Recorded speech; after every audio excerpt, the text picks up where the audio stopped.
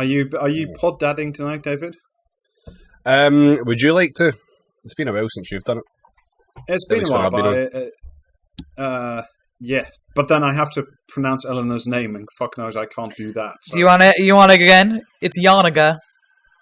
Oh no! Don't tell him. Don't tell him.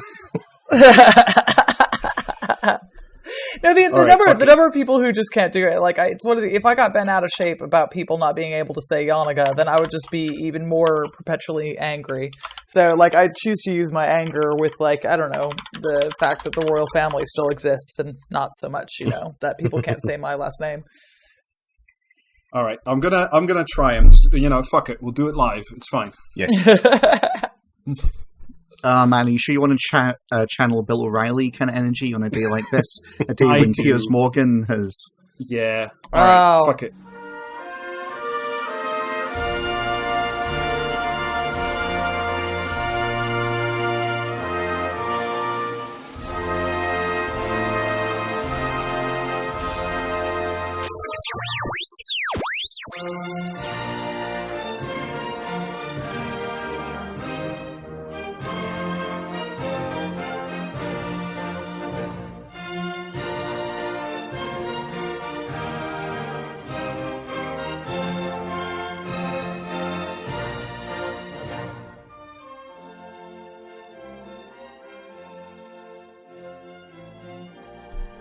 Hello, and welcome back to Podcasting is Praxis. Can you do that again without the really annoying sigh at the start? Because that's going to be a pain in the dick to edit out. No. All right, then fuck you. All right. Hello, and welcome back to Podcasting is Praxis. It's the episode after episode 69, but we still managed to get a special guest on. I'm going to try my hand at pronunciation once more. It's Eleanor Janega. Hey, you did it! I know. I'm so proud of me, if I'm honest. I'd like to say a hearty nice. I mean, I'm saddened by that. A hearty nice to pronouncing my name and episode 69, wherever she may be. I'm not really happy with that because on this podcast we frown on character development. We are permanent level 1 podcast characters. Yes. And in that vein, I also have David. Yep. Hello. And Jamie. Nope.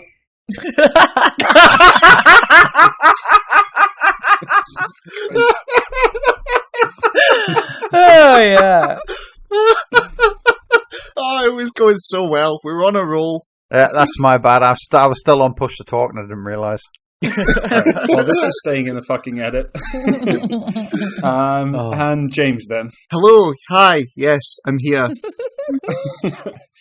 And just at the top of the recording, I would like to, by this, extend an open invitation to Eleanor to come back every week, because the last time, Eleanor, you were on, Rush Limbaugh died, and now you're on, and Piers Morgan has quit G&B. So clearly, you have some kind of connection to the ether.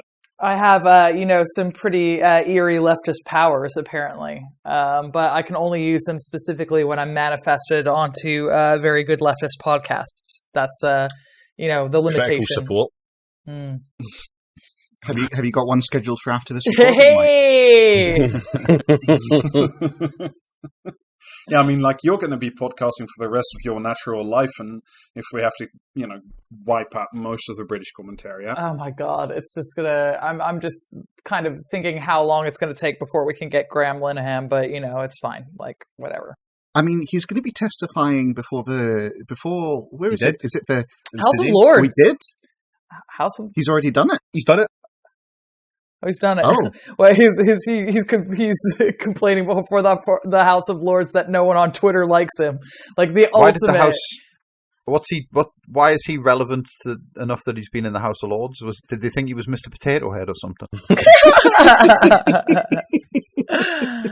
But yeah, so Piers Morgan has had to resign after having a very normal one about the whole Meghan Markle Harry Oprah debate, comment, review, whatever we want to call it.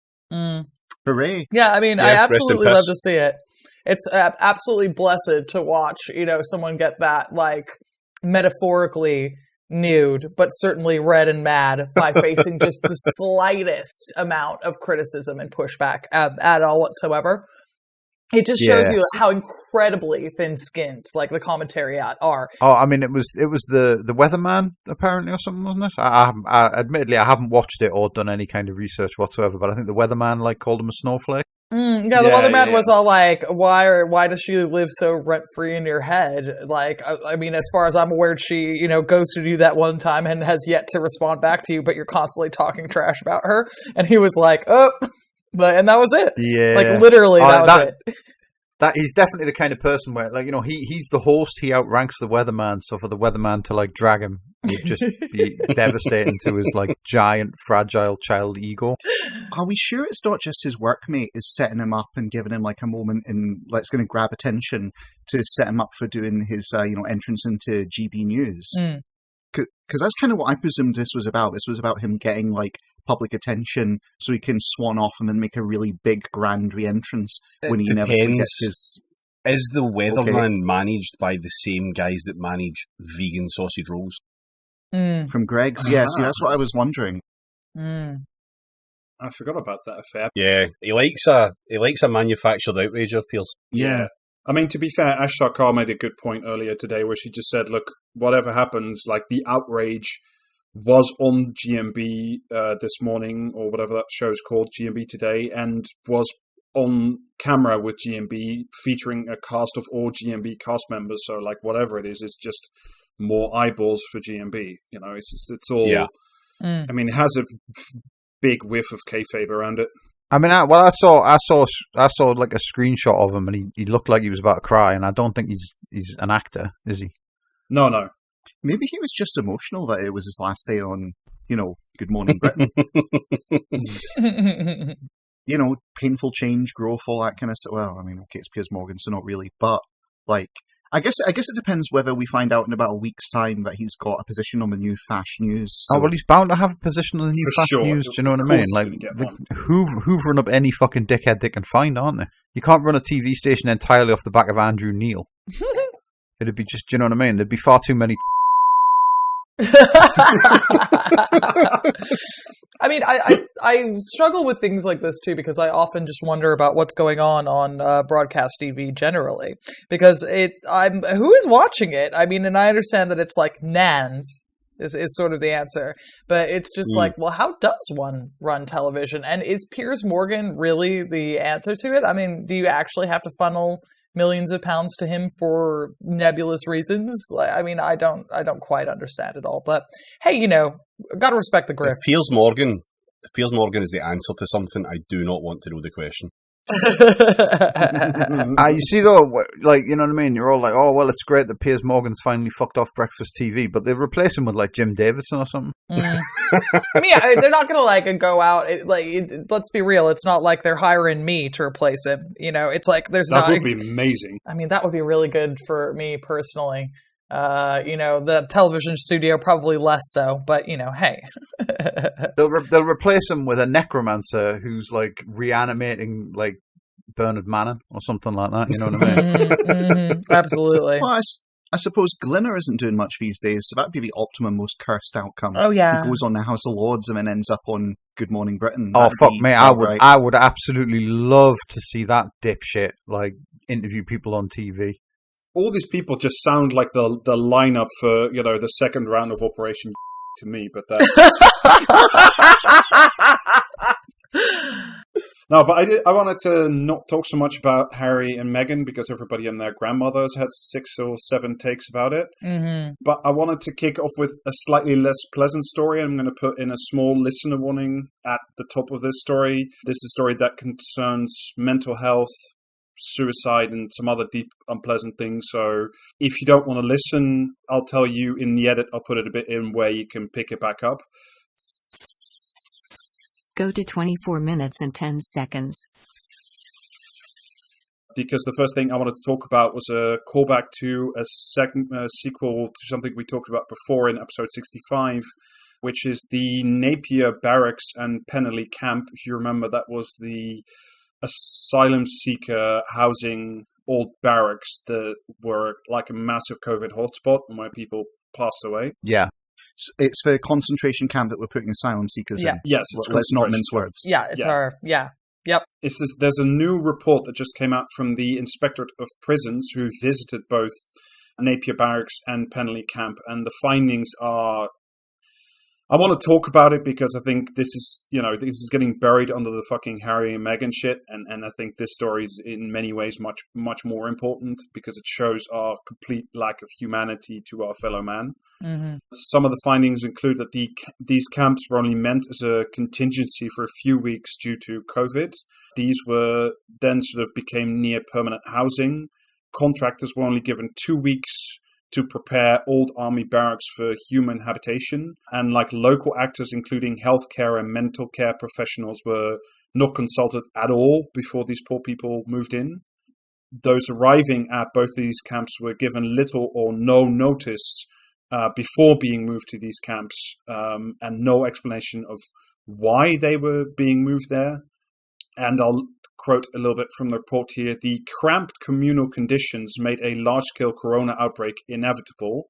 With these were essentially open-plan dormitories. And when I say open-plan dormitories, what I mean is...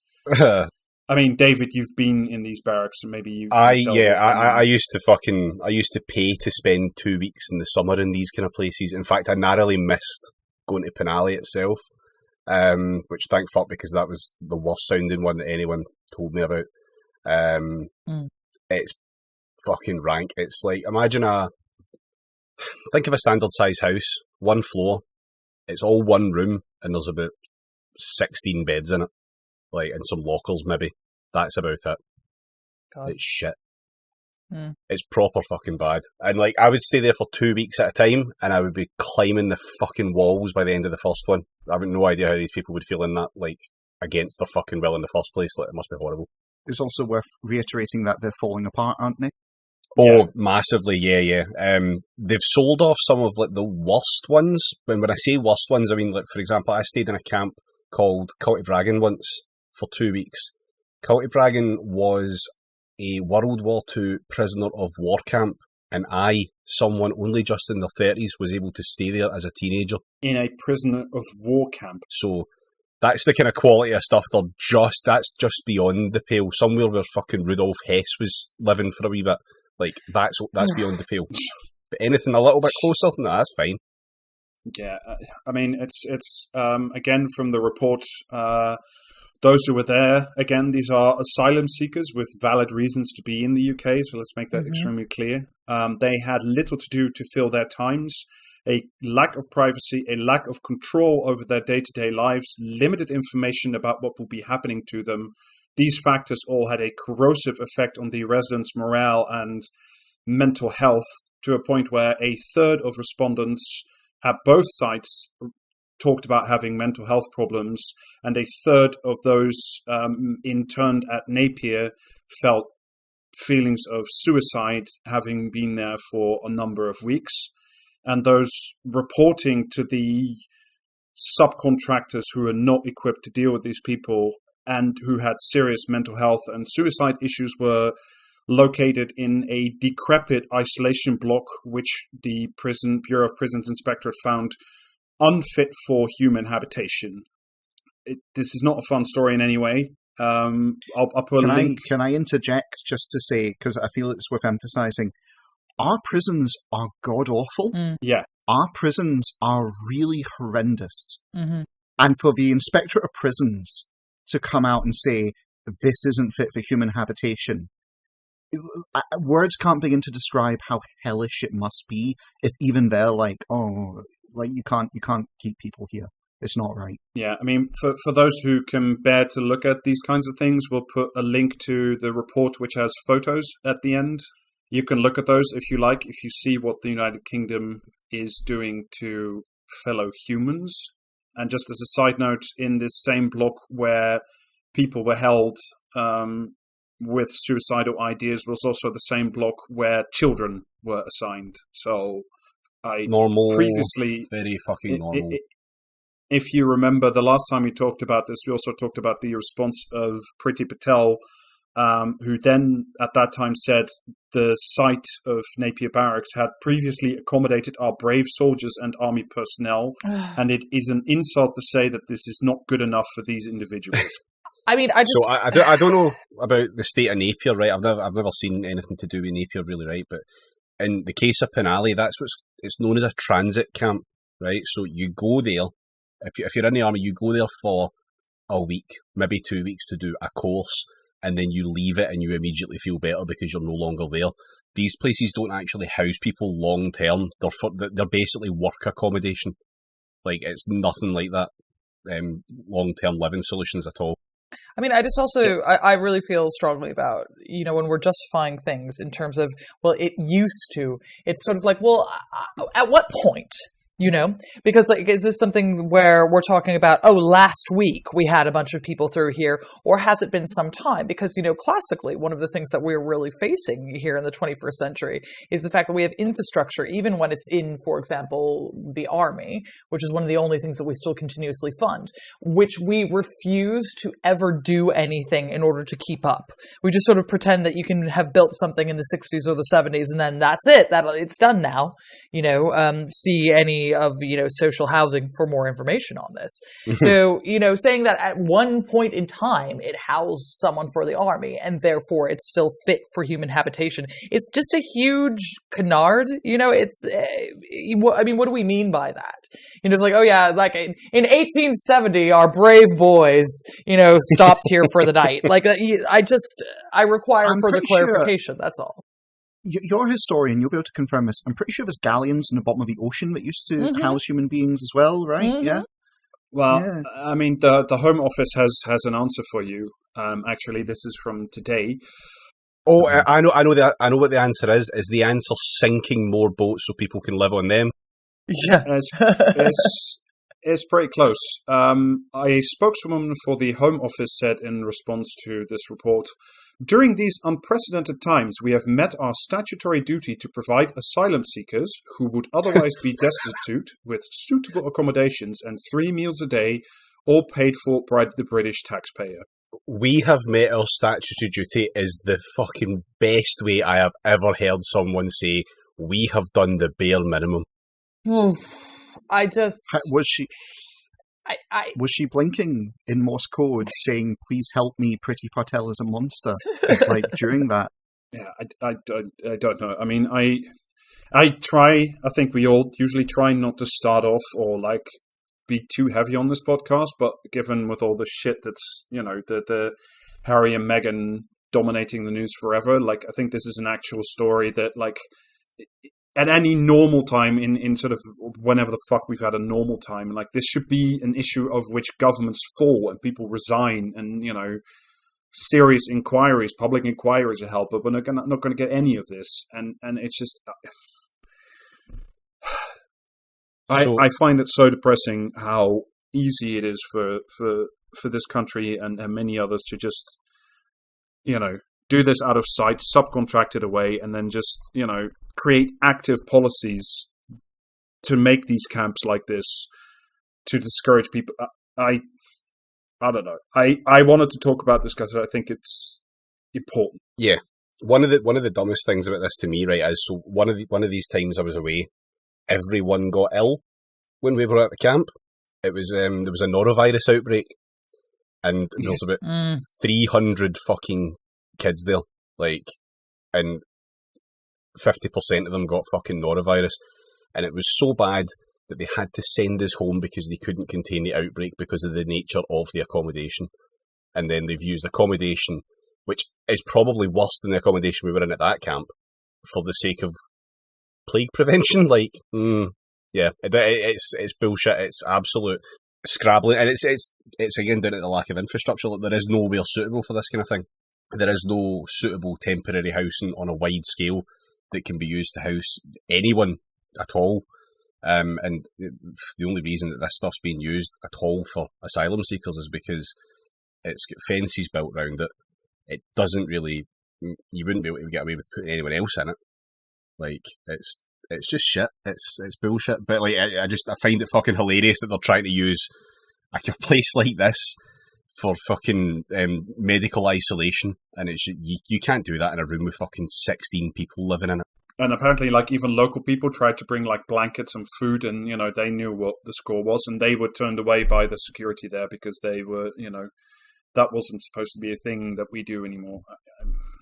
I mean, I suppose that it just bears repeating, and, you know, obviously we're all thinking this, but, you know, one of the things that's really frustrating about this entire situation is that, you know, the cruelty is the point.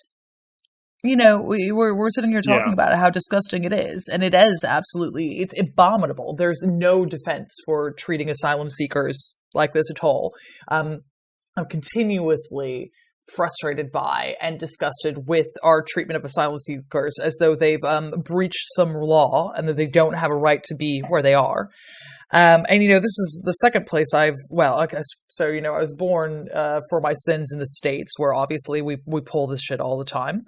I lived in Australia for a while where, you better believe they have concentration camps on offshore islands so that they can torture people. Nauru Island or something. Nauru, yeah. There's Manus Island and there's Nauru, and it's absolutely disgusting, and it's been condemned by the UN several times, but if you're a white person, you can just go ahead and torture people if you want.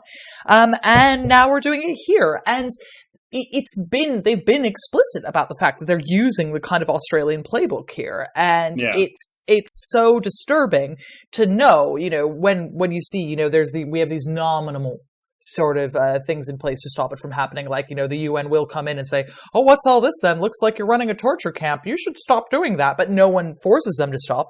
And now more and more countries are picking it up. So now we're doing it as well. And, you know, they say that what they're trying to do is to deter, you know, people who are seeking asylum from coming here. And, you know, what does that just say about you as an entity or a place, that you don't want to help people who are in the most desperate circumstances possible, and that you'll punish them for seeking their legal rights? You know, it's disgusting in terms of the treatment like this for humans, but also it's got worrying knock-on effects, you know, for every racist who applauds this stuff. It's like, think about what that means for your government generally. You know, they'll knock this onto you and make no mistake. Like, don't think that they'll just do it to brown people. They start off seeing if they can get away with it to brown people, and they see how far they can crank that dial up.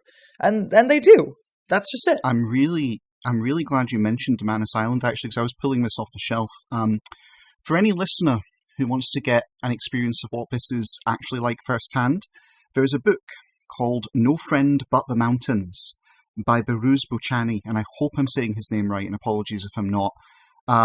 He's a Kurdish journalist who in 2013 sought asylum in Australia, but instead was illegally imprisoned in the detention centre on Manus Island. And he wrote a book about his experience, one text message at a time, with a smuggled phone. It's a very good book, and it's a very harrowing book, and it is a glimpse into what we are doing. Yeah, I can't... If you're sitting here thinking, well, it sounds like the accommodation's grim, but you're not quite grasping the full horror of it, it's a book worth picking up. It's the sort of book you pick up and you read, but you never really put down. So... Well, I'll see if I'll maybe cap this off with a little bit of a positive note. We have a strong human rights lawyer as leader of the opposition, and any day now, he's going to put his foot down about this. Mm-hmm. Yep. Oh God. Well, that makes me. Anyway, on a much lighter and stupider topic, because before we move off that, can I just say, like, because in the past when we've talked about like asylum seekers and immigrants and stuff, we've had people leave comments complaining that we don't know what we're fucking talking about. So just to save everyone involved some time, if you're thinking about leaving a comment like that, I'll just call you a cunt now. Yeah. And then you don't need to leave it. Save me 5 minutes of typing. But we will also call you a cunt in the comments if you really feel that strongly about it. The podcast might not be getting more professional, but we are getting more efficient.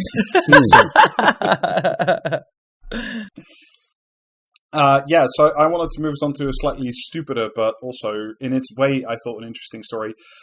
Is that against the agreement struck between the EU and the United Kingdom, the UK has now unilaterally declared that products containing soil are cleared for imports into Northern Ireland. Sorry, products containing what? Soil, earth, dirt. Oh. Well, this is an interesting one. Yeah, like again, on my like an Australian tip. So like when I lived in Australia, I like came back from America once, and I hadn't like properly washed some mud off my hiking boots. Yes. And so because, you know, I'm a white woman, obviously they were massively deferential, and someone just went and washed my boots for me. And I was like, this is not like a great advertisement for asking me to wash my boots, because now I just know you'll do it for me. But, you know, you have to be really careful about not contaminating the soil there. And I imagine that this is it's similar, no? Yeah, it's the same thing. It's to do with very long-standing rules that most like trading nations and blocs in the case of the EU have. Soil contains a lot of bugs and things you don't want to contaminate your local environment. So like they're very strong. They always have been to prevent soil coming in from like anything from like potted plants to muddy boots to muddy tractors. Essentially to stop it from crossing into the European Union and running amok. This is how you get things like infestations like Japanese knotweed for the people who are interested in this shit. And this has all been done, and this is why I kind of like it, because it makes it such a British story. The people who were complaining the loudest were the Northern Ireland plant nurseries and garden centres, because they used to import all their stock from Britain. So it was all to do, you know, it's about spring. So it was about people not being able to fuck around in their front garden. So I'm lost with this. Are they worried they'll get triffids or something? Is that Pretty the issue? much. Yeah, they're pretty much worried that, like, I mean, that because there's no border between Northern Ireland and the Republic, that the triffids will cross over and then make their way back across the Irish Sea into France or some shit. Someone might bring in a box of soil with John Rentoul sleeping in it. But I mean, essentially the UK is starting to test the boundaries of what's possible with breaking these small rules. So soil is one thing, and about not signing forms about what's being brought into Northern Ireland. This is all to keep like the fucking unionists happy. This doesn't really go very well, and I think, James, you were on this earlier this week, that like Ulster unionists have already declared their opposition and said they're digging back their arms up again or something. Sorry, Rob, I didn't hear a word you said there. It's a really bad connection. I just heard this fucking pipe and flute band just kind of from as you were talking there. And someone's singing about King Billy and No Surrender. It's just getting louder and louder, and I might need to drop off the podcast if it keeps going. I think that's just one of the Rangers celebrations, mate. Don't worry about it. Hey, that's a topical reference for the 5 people who listen to us in Scotland. So, I mean, they fired a warning shot. They fucking graffitied, Michael Gove's home address along with basically a not so subtle death threat on a wall. They're getting ready. I mean, people forget there have been bombs. There have been bombs since the whole Brexit thing has kicked off, and they've just been kind of commented on a little bit and really downplayed in the news. But no, the loyalists are not happy, and they're tooling up. They're just straight up tooling up, and they're warning everyone. Like, I've got to give them credit on this, okay? They're actually genuinely, they've been going, we're not happy with this. No, you don't understand. We're really not happy with this. Right, okay, no, we're sincerely not happy with this, and the real hardline members of us are not happy with this, so you need to watch out for them. Oh, they've called in a bomb threat. Well, now they'll take us. You're not taking us seriously. Fucking hell. And like they are slowly escalating, and the problem is, the Tories just aren't going to take it seriously. Yeah. They're not going to take it seriously until it suddenly becomes frighteningly real for them when the troubles reignite. Which might seem like a bit, people are sitting going, it can't be the troubles again, can it? And it's like, there was a news article just recently, the Loyalists have straight up said they no longer regard the Good Friday Agreement as something to be upheld because it's not been upheld by the British government. When I read that headline, my blood just fucking curdled. Yeah. We are returning to the troubles if this goes on. And so, you've got to understand that, Boris taking the very reasonable and sensible step of allowing soil imports from Britain into Northern Ireland is, of course, the appropriate and measured and calculated response to the possible return of pipe bombs and death squads and all the other shit that'll kick off because of, Northern Ireland being cleaved away from the UK. Stay tuned on that one. I don't know. I mean, forgive me. You did medieval history. That's like your focus of your PhD and all the rest of it, isn't it? Correct. Yes. Did you, at any point during your history undergrad, did you ever touch on the history of Northern Ireland, perchance? So, I know a bit about medieval Irish society in general, and more specifically, and, for my sins, and obviously, as you can tell from my accent, I am an Irish citizen, but Republic thereof. My family is from Kilkenny, go the Cats, etc. But it's one of these things where it's incredibly frustrating, right? Like even from a medieval standpoint, because the ongoing invasions of Ireland over and over again, and the struggles with people trying to figure out like what the fuck they're going to do now, like whether you're a Viking or the hated English. It's like it's one of these things where like but you really didn't see this coming, is it?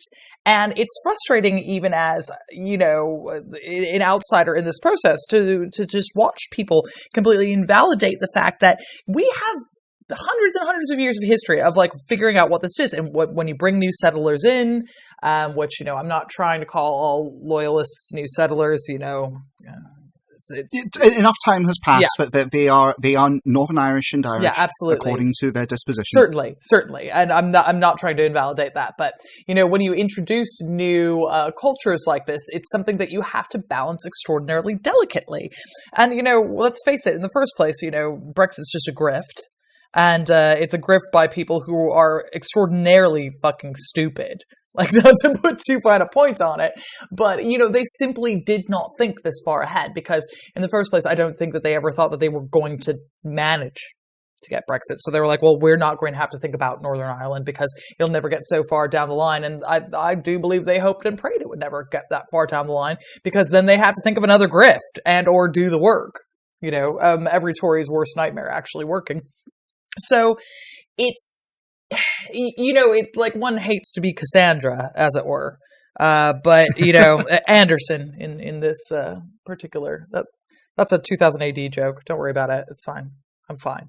No, I totally got it. No, I think our highly cultured audience of beautiful people definitely got that. Mm-hmm. Good. But, it's just one of these things where, it's so incredibly exhausting. Just dealing with it because, we've got centuries upon centuries of history about like how this is a really difficult situation. And everyone went, nah, mate, I think I'll grift. You're just like, what? Well, I don't know. To go all 2000 AD on this, you don't have to be a psychic to see this shit coming. Like, I'm glad you had the background to point it out because, I was thinking about this the other day, of the history of Irish invasions, and it's like, at any point is a human race ever going to learn, or just anyone ever going to learn about what happens when you fuck with Ireland like this? Just bloody hell. No, I think we're all looking forward to the Irish reunification of 2024. Yes. But in the meantime, speaking of Brexit, and never say we don't cater to our audience, they've released more details about the new UK student exchange scheme that has to replace the old Erasmus one that the UK, of course, walked out on because otherwise we wouldn't be free for some reason. Is that Erasmus scheme named after a wizard? Because that's like when you say Erasmus to me, I just think that's definitely, that motherfucker's definitely a wizard. He was a wizard. Was he? Was he a real person? Was he? Yes, he was. All right, cool. But also a real wizard. So, And would it, of course, surprise you to know that it's something that the UK government has organised? So it fucking sucks. It's called the Turing scheme now, which is a nice change of pace. And he wasn't a wizard. He was not a wizard. Finally, some queer representation in schemes. I don't know. Yeah. So the big thing about Erasmus, well, essentially, is that you got free tuition the universities you were going to abroad across Europe, because it would just be sort of a swap. Like you took one of theirs for one of them. Maybe if I'm wrong about this and you know something, Eleanor, please correct me. No, that's it. Yep. But now this scheme works differently. Like the UK will still help you travel abroad, but there's no tuition support or tuition waiver. So if you go under the Turing scheme, there's a good chance you just have to pay the full rate for a student from abroad, which is incredibly expensive. I think Oxford and Cambridge charge something like, what is it, like 30,000 quid a year for like non-UK students now, something like that. Yeah, it's I don't even know what the overseas fees are at this point, but astronomical, one supposes. And it's one of these things where, of course, again, it's the same thing as with every single fucking Brexit thing, is they thought about it one way. It's like, oh, well, simply the foreign, the EU kids will simply pay a bunch of money to go to Oxford. And it's like, no, they won't, mate. They'll go to Dublin. Like, are you joking? Like, if they want to work on their English, they'll just go somewhere else, where it's free. Yeah. I mean, it's just another one of these things that is just sort of just like designed to, not get Brits to travel abroad and just keep them home, because like under the old Erasmus scheme you would get I think up to something like 1,300 quid for your travel support. So like it was, I'm not saying that the Erasmus thing was like fully affordable for like if you were a poor student, but it was sort of manageable. But now there's like no travel cost support, and the cost of living support was like they cut a third of that off that as well. So it's just like, it's just another way of just like, I don't even understand like the sort of whatever, Britain wants to be freed, like, but why is it then important that you like fuck over, I went on an Erasmus kind of thing because I was studying English, and it's extremely helpful if you're studying French or Italian or Hungarian or Czech or whatever, to spend at least some time in a country where that's the natural language. It makes like it just helps a lot. And I don't it's one of these things where it's like, what the fuck is the point of this? Like who's pissed off with what kind of weirdo cunt in the ERG is like pissed off with some fucking students going abroad for a year? I don't get it. And I mean, I suppose that I'm quite passionate about this as someone who did a lot of studying abroad as a uni student, because especially if you're from the working class, like myself, one of the best ways to go somewhere and learn another language is to do study abroad, because it's sort of like, well, you're just transposing exactly your same cost of living to somewhere else, and there isn't like the same. Someone else who like does the visas for you. You don't have to worry about figuring out how you're going to get everywhere back and forth. And so there is like a certain contingent of people who will say that complaining about the Erasmus program is like inherently bourgeois. And I think that's complete bullshit. And actually what happens if you're saying, oh, well, we can write the Erasmus program off, is you're completely throwing working class kids under the bus. Because the minute you're introducing more barriers and more fees to something as important as study abroad, and I'm sorry, I do feel very strongly that study abroad is incredibly important. It's had a profound effect about who I am as a person and the number of languages I speak. And the number of languages I speak is completely, integral to my worldview, the work that I do, and everything, like, really everything about my life would not have been possible without, being able to, when I first moved to the Czech Republic, it was as, well, I wasn't an Erasmus student because I've been coming from America, but, I was in a university that had them. Certainly, I think that my time in Japan would have been almost impossible without it, unless I was willing to teach English as a second language, which is a completely different experience, again, because you're not around a bunch of people your age, you're doing something totally different. And the ability to make those connections, especially without having to pay a bunch of fucking money, is now completely off the table for kids. So it's like every kid who just, quite likes Spanish is fucked now. And that, it's just a monumental loss. I'm sorry it is, because cultural exchange is one of the best things we have going, and it just makes me incandescent with rage. I'm sorry. It's terrible and fucking stupid and short-sighted, and we need more people going more places, speaking more languages. That's something we need. Sorry. That's it. Let's be real. If a European research group could get a giant fucking caterpillar excavator and just somehow gouge a fucking trench through the tectonic plate to separate like Britain from the EU, you'd do it in a heartbeat. And that's what this is like the psychological attempt to do that in the meanest and most petty way possible. So yeah, this is fucking vandalism. I mean, that's just all it is. But yeah, so good luck to people who want to move abroad, or not, as the case may be. Anyway, so Wow, yes. we're having a fucking cheery episode today. Sorry for yelling again, everybody. This is just like, have Eleanor on and be like, and another fucking thing. I'm tired of your faces. It's great. It's a good time. No, it's very on vibe with us. Like, I was listening. I wasn't on the last episode you were on, but I was listening to it and going, "Yep, she fits right in. Perfect. Got to have her back." What are podcasts for if not yelling? Yeah, I mean, and apparently, getting fucking pricks in the media fired and or dead. So there's another reason for Eleanor to come on more.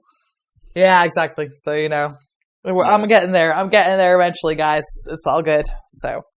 Yeah, so I mean, one of the many reasons I wanted I asked Eleanor to come back on for this time is I was thinking about our glorious future, and glorious it is. And I read a piece a while ago in the which future are you talking about? The one we're all on fire, or the one we're all underwater? Yes.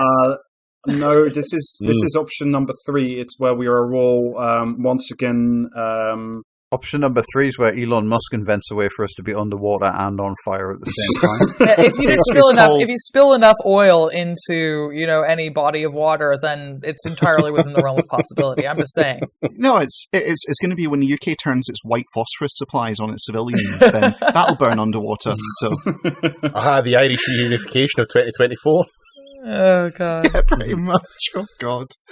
So, no, this is the particular type of future where if your parents worked in an Amazon fulfillment center and you are born, that means you are automatically predestined to also work in the Amazon fulfillment center. There was a piece a while ago, and we'll put a link in the show description, in the LA Review of Books about neo-feudalism. So I thought we should have a chat about where, I don't know, out of many possible futures, and I have a theory that the large tech corporations and the multinationals are in many cases much more powerful than the state now, and whether or not, instead of going towards a realm of socialism and then communism, whether or not there's some kind of you can't reverse Marxism, I don't think, but whether or not we're heading towards some sort of neo-feudalist future where our overlords are once again sort of appointed by the state, but they're like Jeff Bezos and Elon Musk. So I've obviously got a lot of feelings about this, and I do recommend that people do read the LA Review of Books article. I think that it is quite good and useful and a nice thing to think about. But obviously I have a lot of kind of persnickety historian feelings about this, as is my wont. And to be fair to the article, it does approach my major niggling one, which is, the use of the term feudalism is a really fraught one for medieval historians in particular, because what the fuck does that mean? And then to be fair to the article, it does, it supplies its own definition for this. But one of the things about medieval history generally, and one of the things we've been talking more and more about lately, is that we're not really sure that's a thing. Because the idea that feudalism as a system is one thing, it just simply doesn't hold up across medieval Europe. Every place has a different kind of system going on, whether that's about how kings relate to nobles, where peasants are paying in money, what serfs are asked to do as a part of their condition as a serf, whether or not they can move around, for example, or if they have to pay a work tax. All of those things are completely up in the air, and they vary massively from place to place. If you are living in medieval Sicily, that's a completely different fucking world from medieval Scotland, frankly. Yeah, I'm genuinely convinced that this was coined by liberals, and I don't mean this as everything's a fucking fault of liberals, kind of firing off the hip here. I think the establishment. I think the establishment of this idea of this kind of there's this unified, feudalist society that kind of used to exist, that we all know what we're talking about, really. Mm-hmm. And it was then it bled into kind of mercantilism, and the natural outgrowth of mercantilism is the liberal order that's proposed by the Industrial Revolution and all this kind of stuff. I honestly think it was a kind of propaganda effort. Yeah. It was a way to kind of, if you are a liberal and you're wanting to set up the nightmare society that we've inevitably ended up in today, then it's pretty hard to say, we need to throw out the existing order and entirely tear it up. unless it's happened before. And the way to say it's happened before is to create a category, say, well, there was this thing called feudalism. And then it got torn up and it got replaced by mercantilism by degrees. And that's what we're proposing to do. We're going to tear up mercantilism and we're going to create this myth of this progress by doing this and telling people on this that is going to make it seem like it's perfectly just and good to put people into the mills and clear the highlands and all that kind of shit. Yeah. And that's where I think this comes from. Because you're absolutely right. There is no single socioeconomic system that you can point to and go, that is archetypal feudalism, and that was practiced everywhere. Yeah. I honestly think it's a propaganda construction. Yeah, but my theory, I mean, I completely agree with all of that, but my spurious theory that has many holes in it, at the collapse of the Western Roman Empire, at the end, what you sort of saw is that the state, technically, the empire still existed, but essentially the real power was held by local landlords, by local warlords who controlled certain territories, who nominally received their power from the crown, then invested in Ravenna, no longer in Rome. That's a whole story. Go listen to the History of Rome podcast if that's your kind of thing.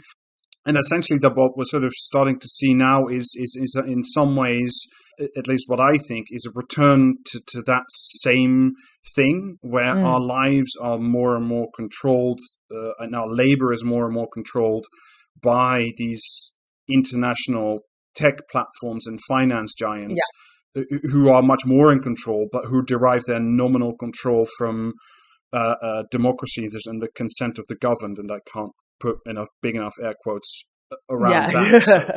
Yeah, I suppose I can do like a very quick rundown of like the conception of feudalism, from which, the neo-feudalism idea is born. So, as you said, it's like, yes, there is a kind of fracturing away of power from one overarching imperial unit in the case of Rome, so that individuals in smaller localities then are running things. They then parcel out power essentially to smaller and smaller units. So, say you're a king, then you have barons, and then your barons will oversee, even smaller and lesser nobility. You have a bunch of knights who are also nobles who more or less act as hired muscle. And what you're doing is you're overseeing peasants who are renting land from you. They don't own it, but they're still connected to it a lot of times, very literally. So they cannot, for example, move down the way if they feel like it. They can't go, I don't like this land. They are tied to the land specifically. But it also means that they can inherit the particular strips of land that they're renting off of you. So there is a connection between families and particular parcels of land. Within that, you can also then, for example, demand labor taxes. So say, for example, you are the lord of a manor, and you've got your own land that, supplies your own wheat for the year. You're obviously not the one who's farming that because you're a rich guy, so your serfs have to come in, and they have to do a work tithe, which is called, for example, in French, the corvée, in Czech, it's called the robota, and you've got to go out and work in particular fields every year, specifically to do that. The idea is that basically there is some power held by a local person, ordinarily a king, and then it kind of diffuses down and down and down. Surprise, surprise, the poor get fucking crushed within the system. So that is a very, very... That's a whistle-stop tour. It sounds to me like the mafia runs everything, but it's worse somehow. Yeah, like the system, in my opinion, is bad. I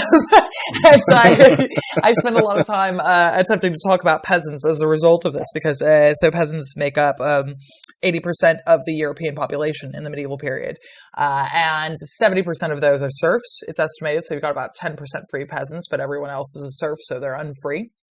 And, they're just spending a lot of time kicking money around. I suppose an important thing to say here too is that, whilst I've talked about, paying money to like kings and nobles, there's also, of course, the church, and the church are some of the largest landowners as well in the medieval period. So it's equally possible that your landlord, and this is where we get the term landlord, that your landlord could be an abbey. So it could be a bunch of monks that you're paying money to and that you're doing the plowing for, equally well. So who were the free peasants? They're just like bandits or some shit. Oh, well, they basically, if you make enough money, and it is possible to be a rich peasant, that's incredibly, like, within the realm of possibility. And a lot of the time you can buy your freedom. So if you, I don't know, through some massive stroke of luck, probably lending money to other peasants or, something like that, or maybe you've just got like a really good crop, or you've happened across a good cash crop, you could save money up, you can buy more land, become richer, blah, blah, blah, blah, blah, and you might be able to pay your way out of serfdom. So there are always free peasants who are around the joint. And being a peasant doesn't necessarily mean that you're poor. I just did, for a TV show, I just filmed a whole thing about peasants here in England. And this one town I was having a look at, I was looking through the tax rolls because I'm cool and know how to have a good time. And basically, in the town that I was looking at, it looks like about 30%, 30% of the population are what we would call kind of like what we would consider sort of poor, like really scraping by. And then you've got probably another 40% or so, which are about middle class, that sort of thing. Like they're doing pretty well. They got some extra at the end of the day, and then 10% are actually doing quite well for themselves. So that's my So the generalized theory is essentially that we're sort of, you can't go back to something, but that we are in a way in reproducing the conditions needed to create a society much like that again, but with a different mode of production. Yeah. I suppose that if we want to move on to neo-feudalism now, I think that it's a really instructive way of thinking about things. And I don't disagree with a lot of the overarching statements that are made within this construction. So actually, someone else do the explaining what neo-feudalism is, because I'm sure everyone's tired of hearing me specifically drone on, and I'm going to say a bunch more after this. So if someone else wants to explain neo-feudalism, then I'll chime in with my 2 cents afterwards. So just to give everyone's ears a break from my terrible accent. But you do yourself short. No, I mean, here's the thing. Like, are we taking the definition that was given in that article? Because I don't think that's the one that's most broadly used. The problem is there's like, again, in the same way as feudalism was constructed as this thing that's handy to point to and use politically to talk about a thing and to construct a narrative, neo-feudalism is kind of the same thing. Except that it's not pointing to a thing that might or might not have existed depending on how you squint at it. It's looking at a process that's emerging organically now and trying to kind of give it a kind of brand that suggests the feel of things to come. Mm-hmm. Because, I mean, Rob kind of talked around it. It's the fundamental principle is that the state continues to decay until it exists in sort of name only, almost, as the kind of proximate underlying guarantor of the markets. And then the real powers that be are the kind of corporate structures and kind of interweaving with them and existing around them, the straight up kind of rentier structures of the economy, and that these will basically squat vampire-like over a disconnected, not necessarily even kind of contiguous population. You know, because like here's the thing: if your landlord is Amazon, like there isn't going to be like a free state of Amazon or something like this that you are a serf on. Instead, it's going to be that in cities all across different, even different continents, you will have areas where Amazon holds power, and in this way, their accountability becomes very diffuse, and because the mode of production is not.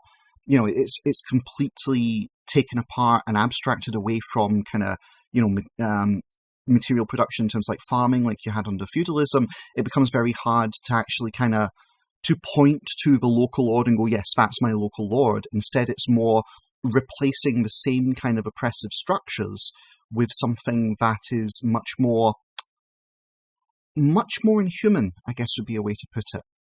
Because, I mean, the kind of the recurring theme of all the different brands of feudalism you hear brought up is that fundamentally there's a guy somewhere, and it's always a guy, let's be real, who's ultimately, exploiting you directly. And, when the contradictions get too much, you get pitchforks and torches and things get pretty grim, or you get other guys from other places moving in to kind of try and, exploit that themselves. You're not going to get that under neo-feudalism. Instead, you're just going to get the grinding, overarching power of contract law. And when you mentioned the church used to be a thing, and that the church could be your landlord, I'd suggest that maybe a slightly better way to conceptualize this is not so much neo-feudalism in the sense of there's going to be like a local baron, and your local baron is going to be brought to you by Amazon Prime or any of this shit, is to think of it instead of like capital as the new god, and the priest of capital and the church of capital is ultimately going to be your landlord and exist in a semi-feudal arrangement with you. I think that's a more productive way to do it, where instead of holy canon law deciding everything, it's holy contract law and EULAs. But there will be, does that fit, Rob? Do you agree? Yeah, I would broadly sort of agree with that. But I do think in some cases, like, there will be also a process where discrete geographical territories are sort of carved out and given to corporations with the nominal consent of a nominal democratic government.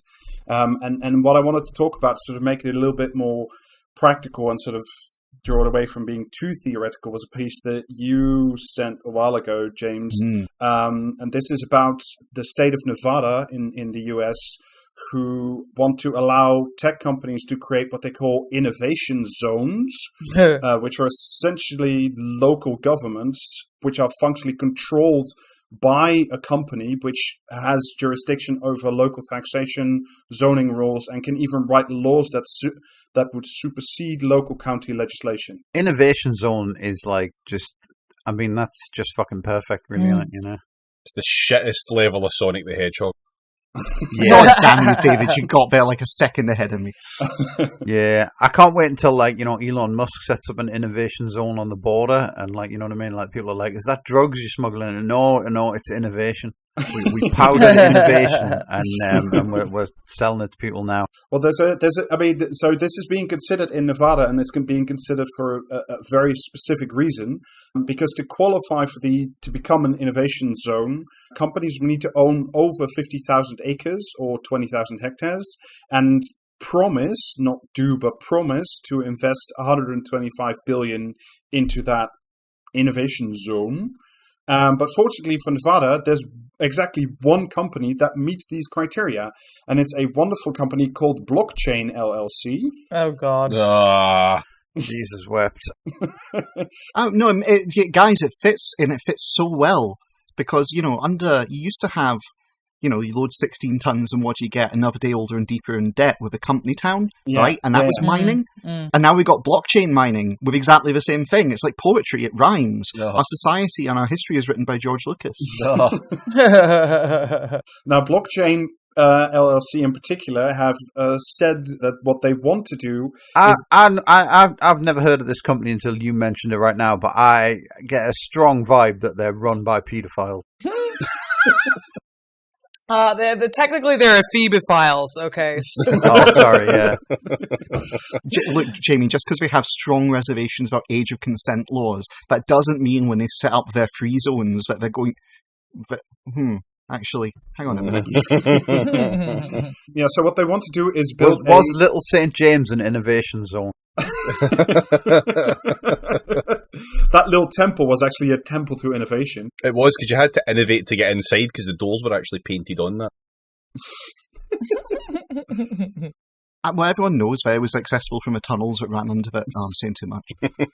So Blockchain LLC has said that what they want to do is build a smart city and use the power of blockchain to deliver... I just rolled my eyes so hard on that. The power! The power! Just looking at the inside of my own skull now. It has a lot of sort of Castle Grayskull energy, and what they want to do is use blockchain for its infrastructure and also use cryptocurrencies, to pay for gig workers like Uber, and also, another fucking libertarian side stream, they want to be able to use crypto to pay for local cannabis sales. Of course they do. I too want local cannabis sales by any means necessary, but probably not if we have to bring crypto into it. I mean, your girl's from the Seattle area and suffers immeasurably for her choice to prioritize healthcare above legal weed, but there it is. I'm picturing them like founding this free state on Bitcoin, and the second it comes into being, just a whole swath of the Amazon just immediately, it doesn't even catch fire, it just withers away, like at the end of Infinity War. It's just like someone snapped their fingers and it's gone. The CEO, a guy called Jeffrey Burns, who weirdly enough is a former consumer protection attorney, which is fucking bizarre. And of course it's all libertarian bullshit, but he says we want one of these innovation zones because he believes that functional government represents an unnecessary middleman between people and ideas. Is this Jeffrey Burns guy just Epstein in a mustache? I think it very well might be, yeah. Quoth Jeffrey Bernstein, for us to be able to take risks and be nimble. Oh, God. Yeah, I know. It's always like limber or nimble. Those are the two they both like. Anyway. Yeah. Agile. Yeah. It's any of the adjectives that gets you into a teenage girl's bedroom window without her parents waking up. Those are the ones the tech bros look for.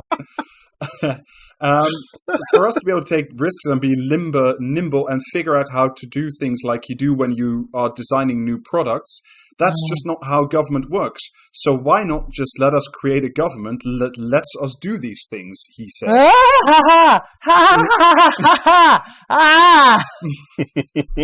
That's my retort.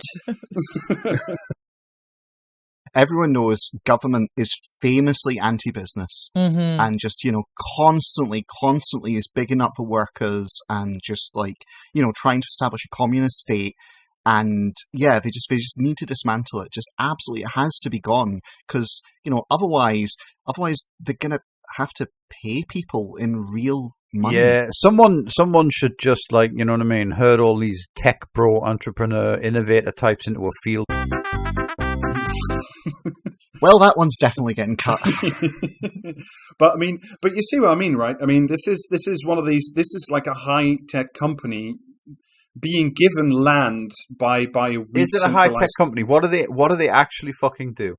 I don't fucking know. I can't. I tried to work this out, but it's something to do with owning a lot of fucking graphics cards does not make you a high tech company. No. I guarantee you, I know nothing about them, but my brain is throbbing and I'm just feeling the vibe of the ether, and I bet you they're a DeFi company. They're decentralized finance on the blockchain, essentially. I guarantee that's it. Yeah. Or maybe they produced that shitty art that we talked about last week. No, it's actually worse than that. It's not soon, but it will come. Basically, finance is hurtling into basically all the contracts you can build on the blockchain. They're all hurtling into that because it's basically unregulated. Yeah. And that's what that's all about, essentially. So I guarantee you there are a bunch of fucking tech bros who've gone, hey, wait a minute, we can do Wall Street on the blockchain and there's no government regulation whatsoever, so we can do whatever the fuck we want. Mm-hmm. And that will make us all incredibly rich because we can just literally steal people's money at the end of the day. Yeah, I guarantee you it's why don't they do Wall Street on a rocket that's hurtling towards the fucking sun? Because Elon hasn't quite got there yet. No, I mean that's all the Elon Musk Mars colony. I think that's where everybody's going to die of not having any bone density and being blind before they land. Everyone's going to die of not making it to fucking Mars is what they're going to die of. No, they'll die of moderate explosions 12 foot above the launch pad. No. They'll get there as they're in their little habdones, starving to death slowly. Every single one of them can be comforted because Elon gave them all a GTX 3090. So can I just check? This is Blockchains LLC, right? Yep. Okay, so I just clicked on their products and they've got digital identity management. Yes, great. i.e., we should basically handle all the state infrastructure on, knowing where its citizens are and running with Panopticon. The third one is... it's these guys are going to be running the COVID vaccine passport. There you go. connected devices and services, which is just like, oh yeah, we do actual like tech stuff as well. But there's a middle one in there called digital asset management. So yes, it's exactly what I just described. That's where they're getting their fucking money from. So they have ways to identify people. They've got ways to make bits of software that identify people talk to other bits of software that identify people, and they like assets. Tony Blair was Prime Minister too early. Yeah. He'd love this shit. If they want, like, you know what I mean, like a head start on figuring out where, like, you know, if they're planning to like have technology that tracks everyone and where they all are, they want a head start on where I am. I'm running towards their offices with an axe. Let me read this real quick. With businesses giving way to digital repositories and paper contracts ceding to digital signatures, it's time for a better place to store all our digital assets. To address the challenges and risks of an individual or entity having total control over their digital assets, a secure, user-friendly interface with a means to transact and store these digital assets is fundamental in the development of applications and systems that interact with blockchain-based solutions. As part of a digital asset management solution, we provide a friendly digital wallet and secure key management tool with a role-based rights management and recovering feature. That sounds very Additionally, I mean, yeah, I'm not sure I ever asked for a digital wallet, but go on, King. All right. Yeah. Additionally, we offer. Can you get it on a digital wallet chain if you're into new metal? Will it fit next to my skills wallet in my metaphorical back pocket? Probably. Like, it's basically they're doing the tech to allow all the decentralized finance stuff to potentially work. Your next job could be in like cyber skills wallets. Yeah, no, that is literally like that. That is kind of what they're doing essentially. It's a very particular brand of middleman kind of work to underpin all the kind of financial shit, and it's just yeah. It just really sounds to me like they're trying to make Roll20 mandatory for everyone. We're a bunch of nerds on this podcast.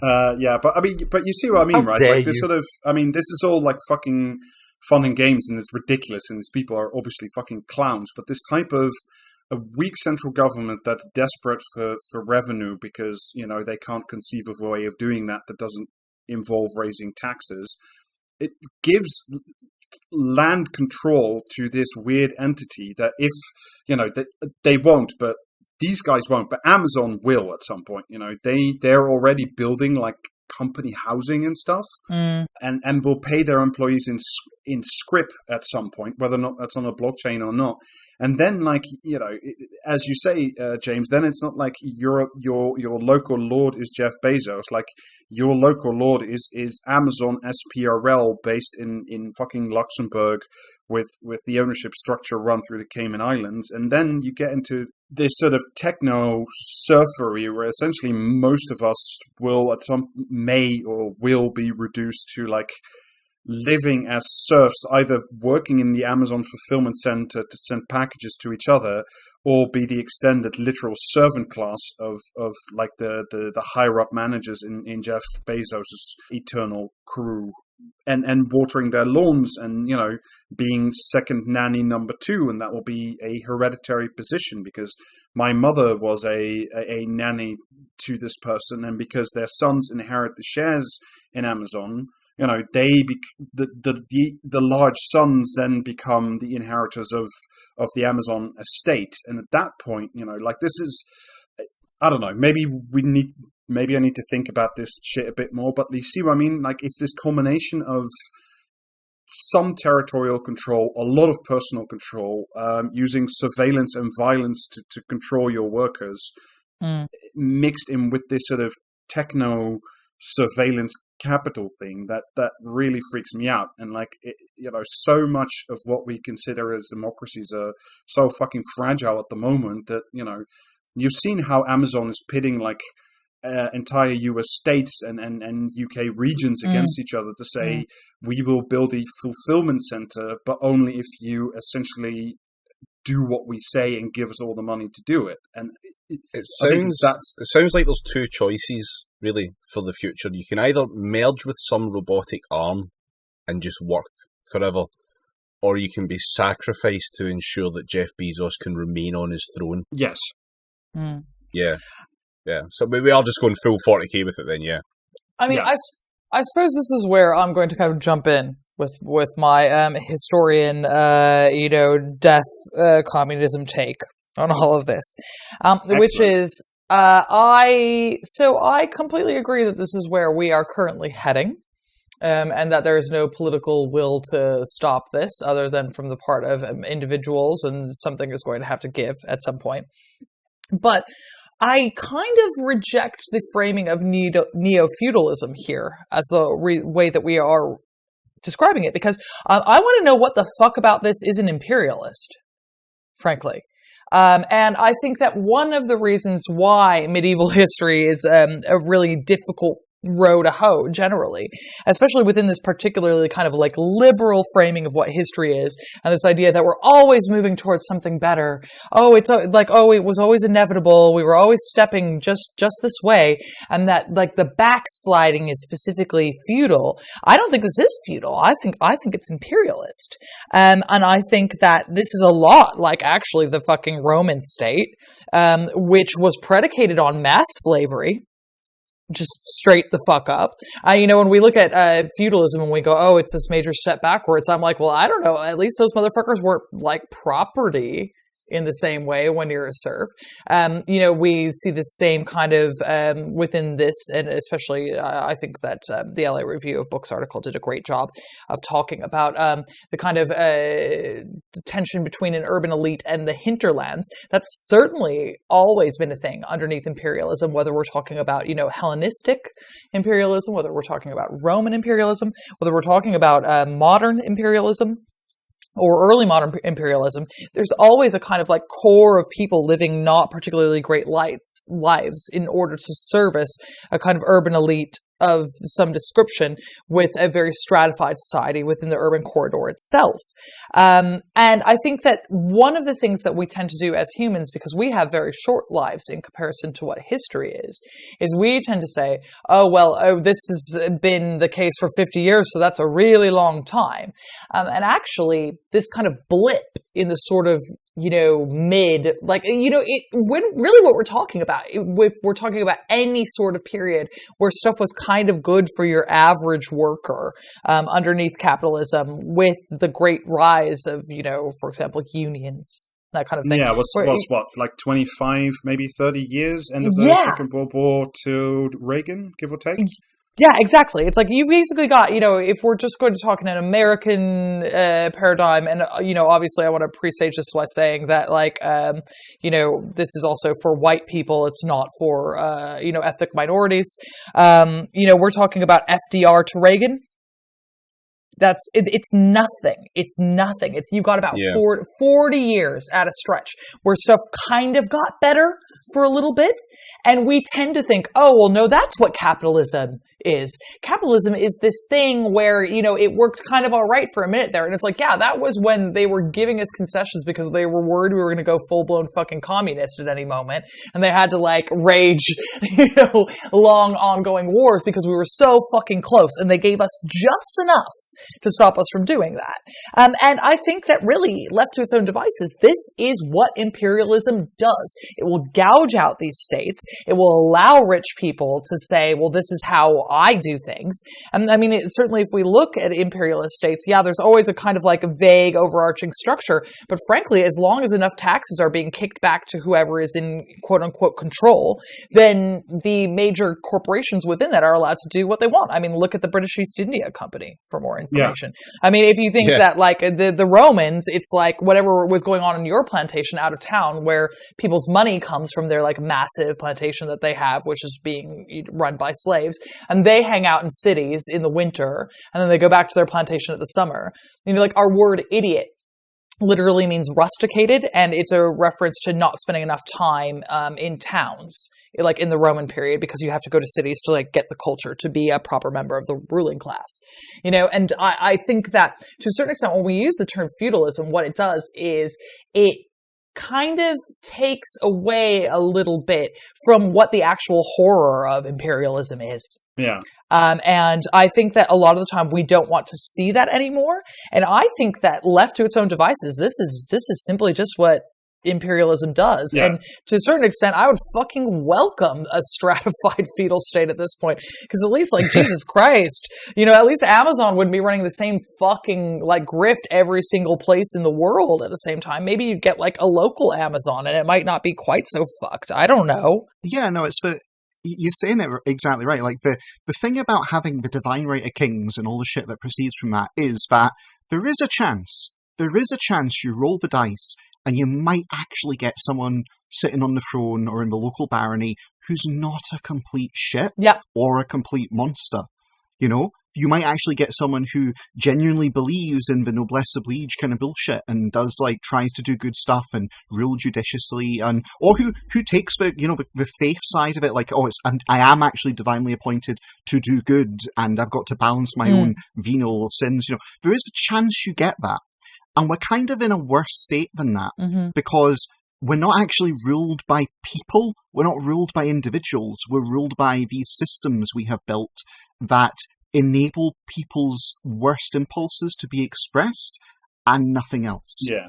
I mean, I wanted to make clear, like, on Eleanor's point, like, the idea that's sort of kicking in my head, this frame, like, that does refer to, like, what we still used to call the imperial core, so like Europe and the US and Canada and that part of the country. Like, I think in the developing world, this civilization would be incredibly worse. I mean, it would be like living in the Eastern Roman provinces and live on the tax farmers. I think that's kind of that kind of level of exploitation, or the East India Company for that matter. I think it's much more like that. On the other hand, I'm also mindful, like, I don't want to cut this discussion off too much because I do think it's interesting, but I'm also mindful of the time.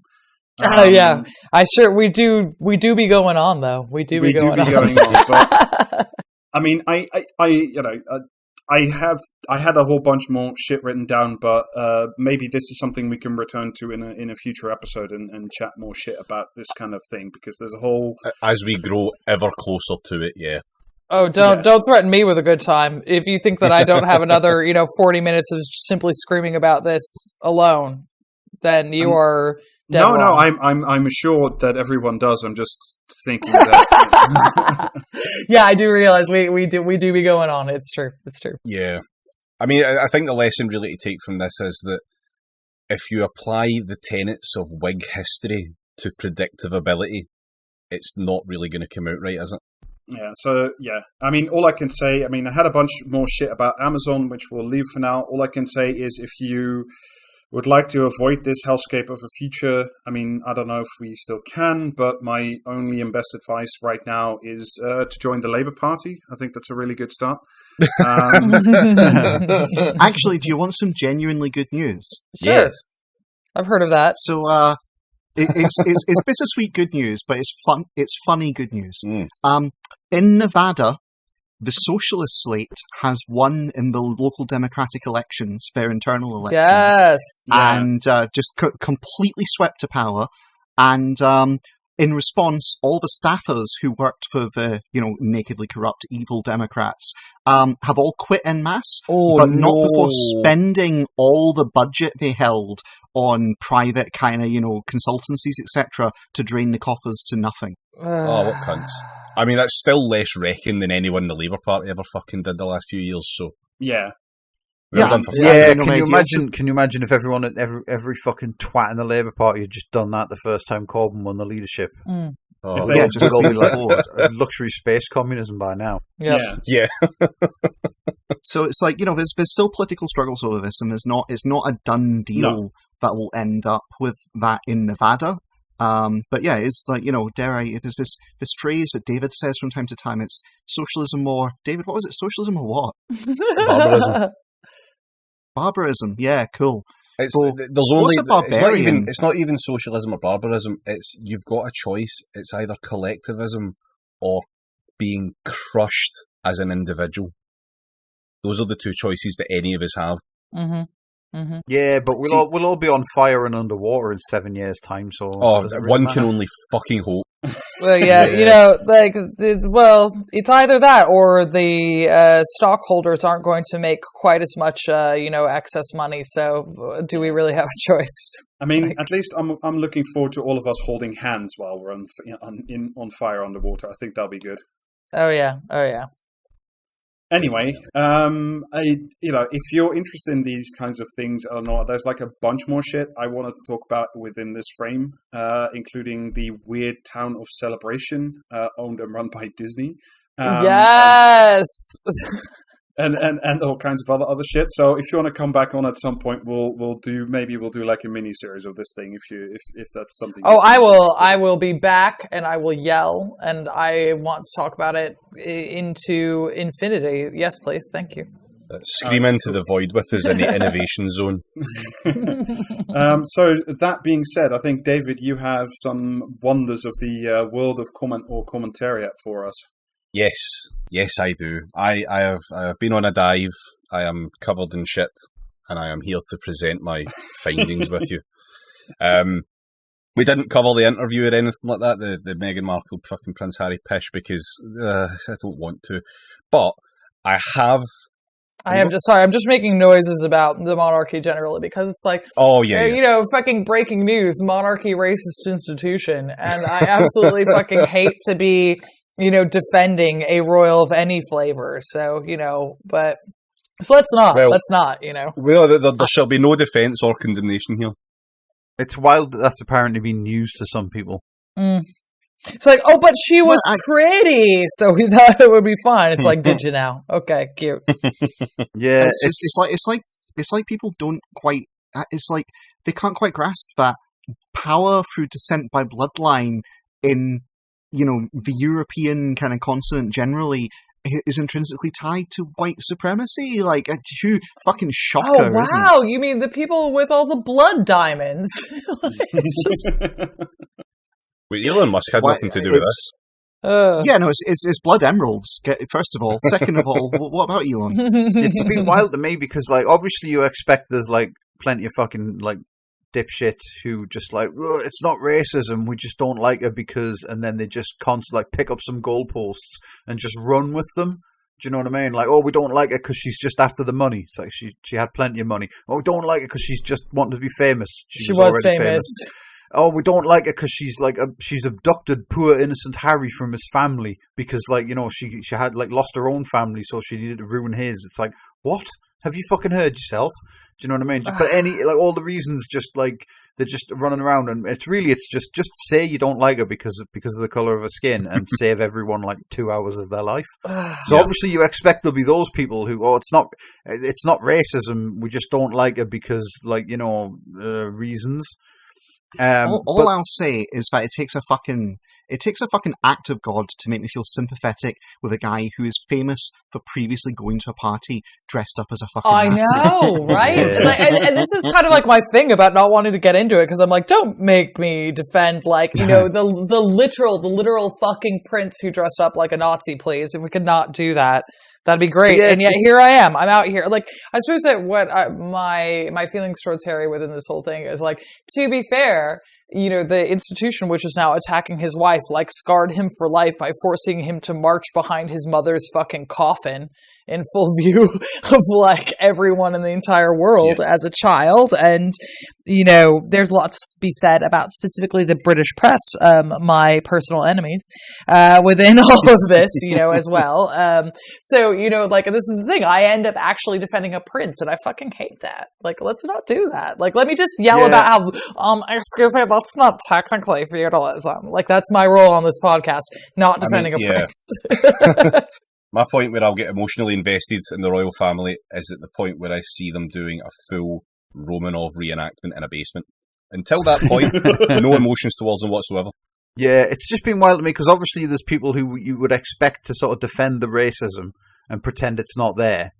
And obviously, there's people who would just go, fuck the royals. But it was just wild to me that there were so many people who apparently were just were just oblivious. They just thought the royal family were just, they're just sort of like hanging around and being nice. And then it's like, what, they're racist? What?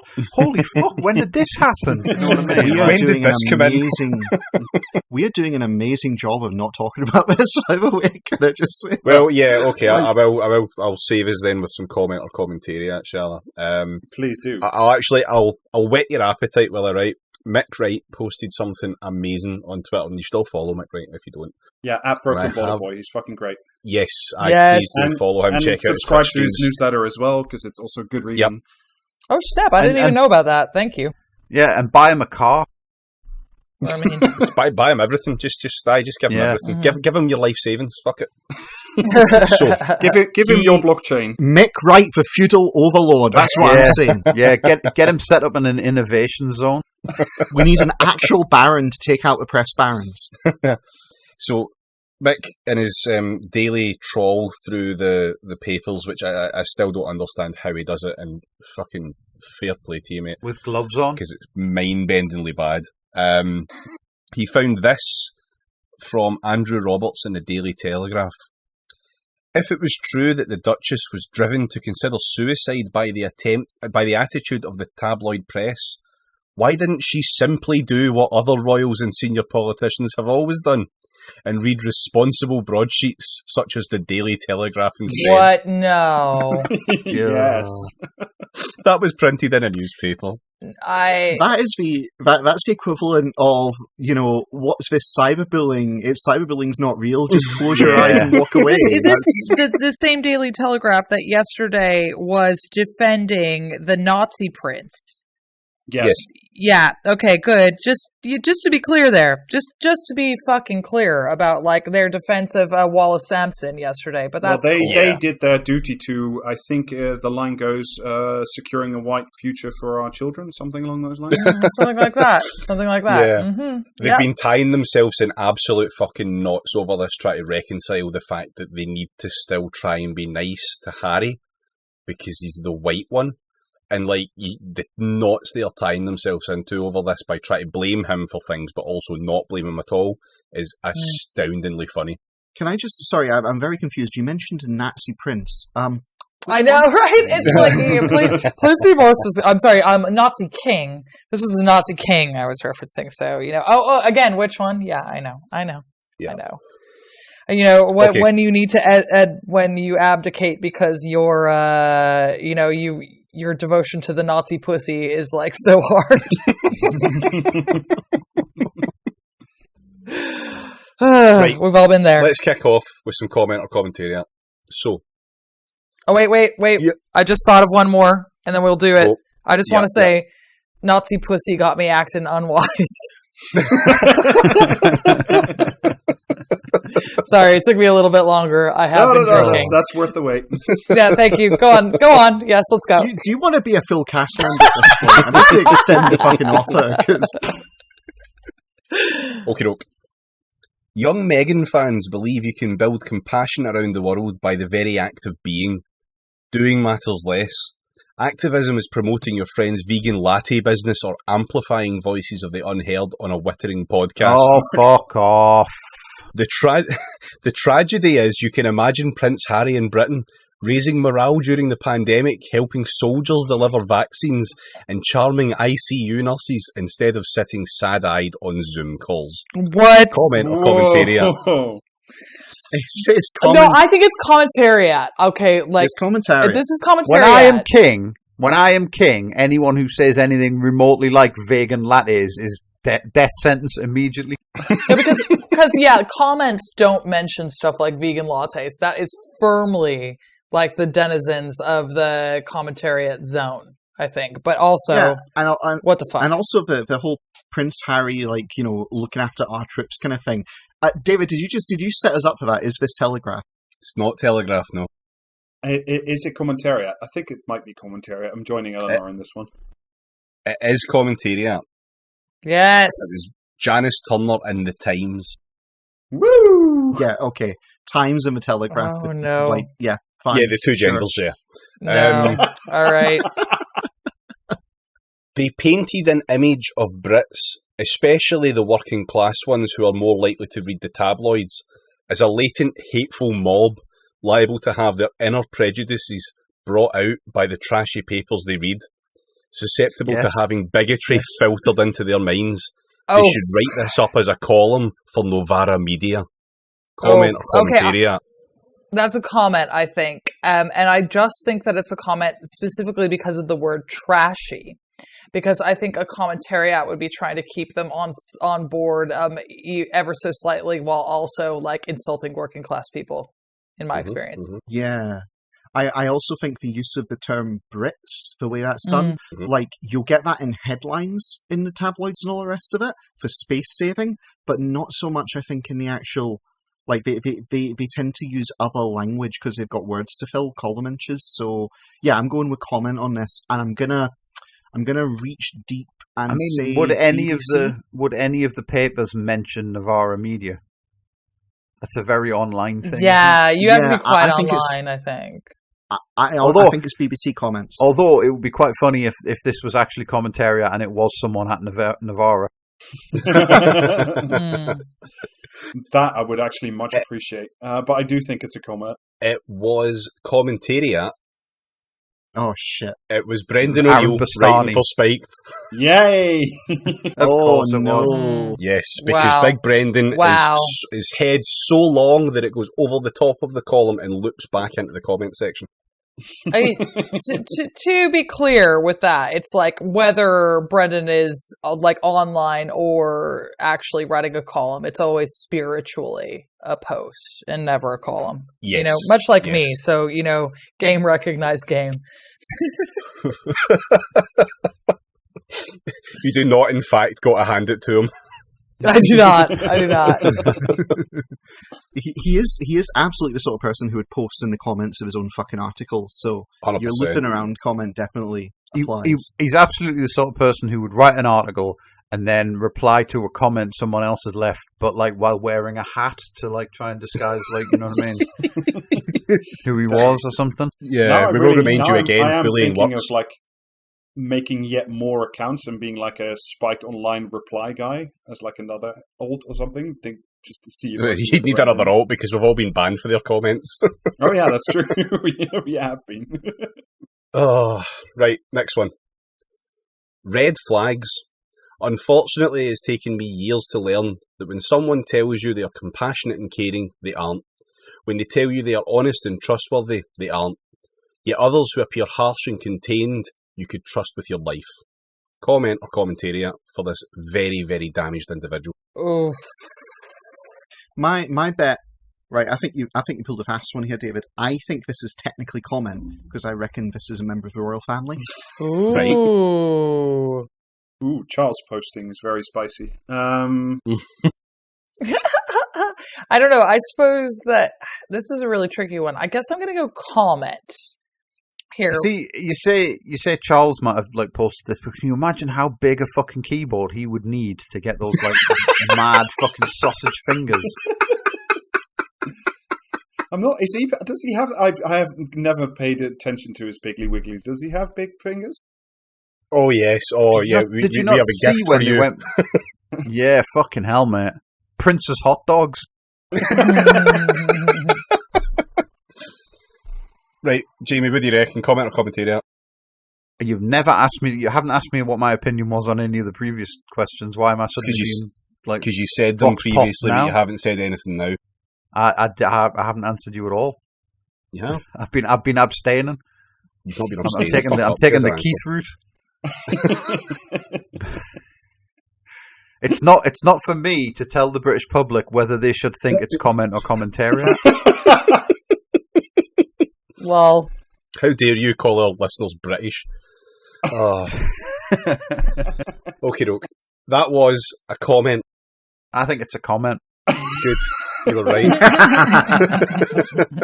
It was a comment left in the Daily Mail. No indication, James, if it was a royal or not, though. We'll never know, unfortunately. In your heart, in your deep, deep heart, you know it's true. I don't know it's true. And do you know how I know that wasn't a royal? Not once in that comment did I have to excise the N-word. I mean, royal isn't a real thing anyway, though, is it? You know what I mean? It's just made up, so anyone can be royal if they want.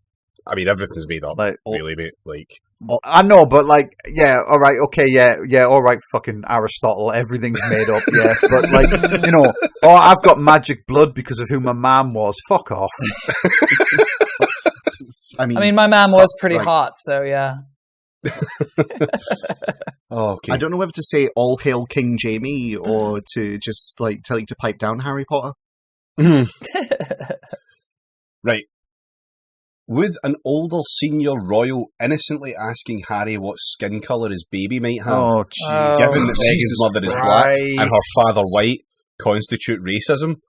It would if there was any derogatory tone to the question, or any suggestion that it would be a problem how dark the child's skin was, but we don't know the answer to those vital questions because having let off the racism bomb, the Sussexes won't say any more. Racism bomb. This is like my fucking problem with all of these people, whether this is a comment or a commentariat.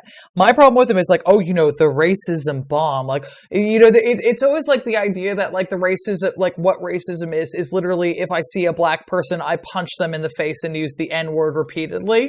And like it's some kind of bomb, and not just that it's creepy and stuff like this. It's they don't even mean that when they say the racism bomb. They mean accusing someone of racism. That's the real crime behind racism is when a white person is accused of it. Yeah, but because they know it's bad. They know it's bad to be a racist, but they like racism. Yeah, so. It's these vile terrorist campaigns on behalf of Boko Haram. It's terrible. Oh god! No, that's the thing though. It's like you can do the biggest racism in the world, right?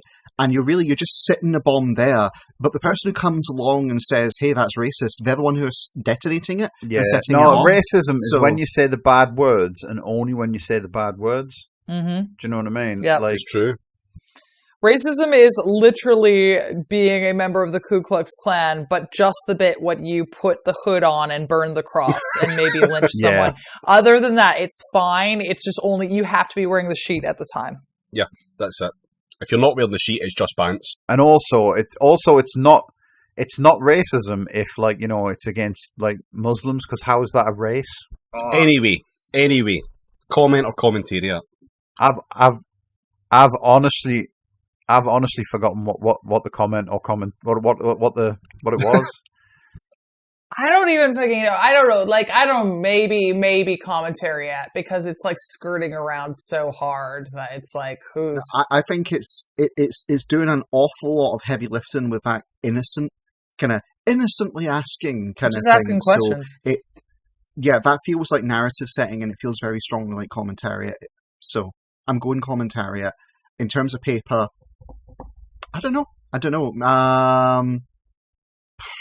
I think I'm unable to offer a stance on which it could be until we see the results of the local elections. Commentariat the Sun. Comment. Okay. Oh, it was owned. Commentariat. It was in the Daily Mail, and that was former Good Morning Britain presenter Piers Morgan. Oh, come on! Holy shit.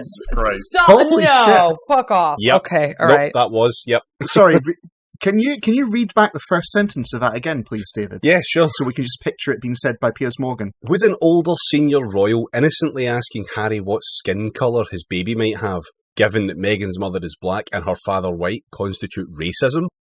That's Piers Morgan, all right. Yep. Jesus fucking Would Christ. An elder royal innocently wielding calipers and a Pantone skin palette say, can I just confirm what colour your child will be? Who's everybody's bets on who asked that? Because I think it's Charles. It's Charles. It's 100% Charles. It's just definitely Charles. That's what I think. I don't know. I allegedly parody redacted. Chance that's a Philip one. No, they've said it wasn't the Queen or Philip. Mm-hmm. Oh, did they? Oh, right. So, Charles then. I find that, possibly Andrew, and if only because he'd quite like to know about the child. Yeah. Oh god. Yeah. Just showing an uncle-like interest in the child. Yes, a very uncle-like interest. Correct. Yes, that's exactly what I'm talking about. Just uncle vibes. Yeah. Big uncle vibes. Right. Okay. Last one. The real kick in the teeth for us has been Harry. We loved that young man. We loved his humour, his dedication to duty. We loved his ease with people. Yeah, we were proud of the work. Dedication to dropping shit out of a helicopter on foreigners. Love that. We loved his ease. University. Oh, fucking hell. We loved his ease with people, and we were proud of the work he was doing with disabled veterans. So for him to badmouth a nation that showed him so much affection is beyond comprehension. Think back. When was the last time you saw him laugh? Comment on Commentariat. When was... Okay, I'm going with comment with this just because the vibe is so strong, and it's incredibly like the vibe I'm getting off this is specifically like a Princess Diana vibe, like a huge Princess Diana stan, Daily Mail reader comment. It's very like they've got a live, laugh, love wooden heart. They've got several Princess Diana memorial mugs. That's the vibe. I'm going to say it's Commentariat, and the last time they saw Harry laugh was before like the photographers from their paper chased his man at 80 miles an hour. I'm just kind of picturing and this is like a voiceover thing. It's like, when's the last time we saw Harry laugh? And it just cuts to him like putting the Joker makeup on. It's like, do you want to hear a joke? It goes into. What? When was the last time we saw him laugh and he's dressed as Hitler? I'm going to be honest, right, Jamie? I can't believe you're buying into that conspiracy theory that Diana was murdered by, being chased by paparazzi. Like, it's just absolutely insane. Everyone knows it was ordered by Her Majesty the Queen and carried out by them. So, I don't want you spreading propaganda on this podcast. I mean, I genuinely don't care. Do you know what I mean? The whole fucking Diana thing, like that whole thing was just, it was like fucking the way the papers just like turned on a fucking pinhead from, oh, look at this fucking mad slag, she's been hanging around with this fucking fella now, we caught her like fucking, you know what I mean, fucking around, to, oh, she was the princess of all our hearts, the nation will never recover, in like a fucking second after they chased her into a fucking like embankment at like max speed. Do you know what I mean? It was just, and everyone just went like, oh yeah, you're right, she was the people's princess, rather than go, hang on, this you fucking cunts did this. Do you know what I mean? It was. I can't hear you say the people's princess without thinking about Margaret Thatcher, because of something you said fucking ages ago, and it still kills me. I was yesterday on International Women's Day. I was filming in the Grocer's Hall for this TV show I'm doing, and in it there was a portrait of Princess Di and also a portrait of the Queen Mum, and I was like trying to take photos of myself alongside these portraits without but we also were like a sort of assigned members of staff who were just like watching what we were doing. Like probably they were trying to stop me from stealing the golden camels, which like fair enough play, you saw me coming. But I was all like, I just wanted like a cheeky, I think it's funny that I'm standing in front of this portrait of Princess Diana selfie, and I kind of like managed to take one with my mask on, and I was like, can I take one with my mask off to make like inappropriate posts on International Women's Day with Princess Di and make your man sad. And then like the kind of guy came around the corner and I had to be like, no, I wasn't doing anything. I was definitely not making fun of your giant pictures of the Queen Mother and Princess Diana. I'm picturing that like a Hitman level where you're just flicking coins, and then when the handlers go off to investigate what the noise was, you just like take 100%. Okay, so which now that I mention it, they should do a Hitman DLC where you like sabotage the brakes on Diana's limo.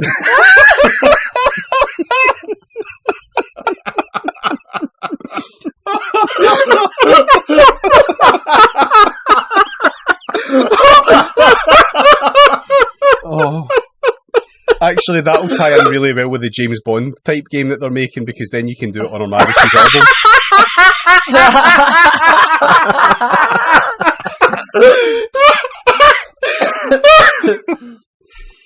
007, we have your most important mission yet. Oh God! Oh no! Oh right. Oh, that broke me. I'll end the mystery. That was, and it's funny you mentioned Princess Diana. Daniel Craig hitting a guy from Quick Fit so he can steal his overalls. Was it comment, David? Tell me it was comment. So it's funny that Eleanor mentioned the Princess Diana energy, because it was the Daily Express it came from. Of course. And it was Commentariat. That was a Carol Malone writing for the Daily Express. Yeah. Carol Malone, I want your salary. Give it to me. Oh. Wonderful What a great stuff. country. What a great country, really. Mm-hmm. Oh, God. Sorry, I can't get that out of my head now, Jamie. I'm just picturing you playing Hitman 47, and you just, like, what was his name? Dodie Fired, was it? Or something? Yeah. I'm just picturing, like, you're knocking him out and taking his clothes and getting in the limo with us, sort of thing. Like, you know, just applying the Hitman mechanics to the scenario of, like, Princess Di. And in classical, Hitman style, her not noticing that Dodie Fayette is being replaced with a bald guy with a tattoo in his neck. Or like you're listening to like a guy in the press going, look, I want to take the shots, but it's not safe to go down the tunnel, and you're just like conking him on the back of the head and getting on his motorbike, sort of thing. Just. Oh, right. Well, that was Commentariat. Yeah. And that was the state of the British media this week. So Can I leave you with one last bit of writing, which I thought was actually fucking great. It's been doing the round on Twitter today, but it's wonderful. Oh, yes. It's by Patrick Frayne, writing in the Irish Times. Mm-hmm. I'll just read you the first paragraph, I think. Having a monarchy next door is a little bit like having a neighbour who's really into clowns and has daubed their house with clown murals, displays clown dolls in every window, and has an insatiable desire to hear about and discuss clown-related news stories. More specifically, for the Irish, it's like having a neighbour who's really into clowns, and also, your grandmother was murdered by a clown. I love it so much. Oh, nice. Man, that did numbers on Twitter today, and rightly so. So I think we'll probably end it there. Eleanor, thanks again for coming on. Is there anything you want to plug? Yeah, go ahead and help me to survive, because I don't make the same level of money as fucking columnists or whoever, apparently. Maybe I should just be more racist. I don't know. But go ahead and help me out. I am on Patreon /GoingMedieval. If you want to check out my blog, it's going-medieval.com. It's all free. I will never, ever, ever gatekeep. And also, I'm on Twitter. I'm @GoingMedieval, capital G, capital M. I be yelling. And I saw you post the first, I think, images of your new book that's coming out. About the that's right. That looked fucking amazing. Thank you so much for the reminder. I have a really hard time telling people about things I've done, actually. I'm like, nebulous concepts of me I can plug, but things I've actually done. But my graphic guide to the Middle Ages is about to come out. You might be aware of, other graphic guides, like, the queer graphic guide and stuff. I did one for medieval history. It's available to pre-order now. It's going to be out sometime this spring, maybe early summer. I'm not sure. I'm going to be real with you. I'm kind of pushing for early summer because I want to have a book launch party where I can get drunk with people. But, my point is, if you ordered one now from your local bookseller could pick one up from Icon Press, and you would give money to your local bookseller. You'll get it sometime this summer, and it would also permit me to live my life. So that'd be great. Just don't give your money to Amazon to turn you into a techno surfer with a fucking implant in your brain. No, don't do that. Please don't. Although if you buy it and you like it, go on Amazon and review it, but don't buy it from Amazon. That's, whatever. I don't know, man. I'm really tired. Well, thanks again for coming on. And before we do shoot off, thanks to you, the listener, because your requirement to listen to us for whatever reason, gun pointed to the head it is that someone's got you at, has got us to over 50,000 fucking listens now at this point. Yes! Still don't understand why, but it's cool. And a shout out to the hidden sixth member of this podcast, which is the traffic on whatever Swiss B road Rob lives on. And yet again, another shout out to the bees as well. Mm-hmm. Always in our hearts. Always in our hearts. Never forget. Oh, fuck, Rob, end it now. All right, goodbye. Bye. See you, folks. Bye. Bye.